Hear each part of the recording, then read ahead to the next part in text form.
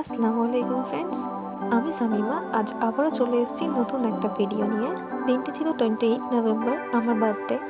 তেমন কিছু প্ল্যান ছিল না দিনটিকে নিয়ে, বাট হঠাৎ রাত 12টার দিকে 3 মামাতো ভাই Sohel, Sahil and Ijaz birthday wish করে আর বলে, দিদিভাই আমাকে থেকে কিছু খাওয়াতে হবে। তো সকাল সকাল উঠে বরমশাই এদিকে আমার জন্য সব রকমের রান্না রেডি করে নিয়েছে এবং ভাইরাও আসবে যদিও। তো বরমশাই এদিকে সকাল সকাল ফ্রাইড রাইস, চিলি চিকেন, আলুর দম আরও নানান রকম রান্না রেডি করে নিয়েছিল। এদিকে সব রান্না রেডি করে আমি টেবিলে সাজিয়ে ফেলেছি। একটু সবাই বলো কেমন হয়েছে রান্নাটা। খুবই সুন্দর। থ্যাংক ইউ, খাও, মন দিয়ে খাও, ঠিক আছে, পেট ভরে খাবে। থ্যাংক ইউ সো মাচ আমার সব ভাইগুলোর জন্য। তোরা টাইম বের করে আমার বাড়িতে আসতে পেরেছিস, তার জন্য আমি অনেকটা হ্যাপি।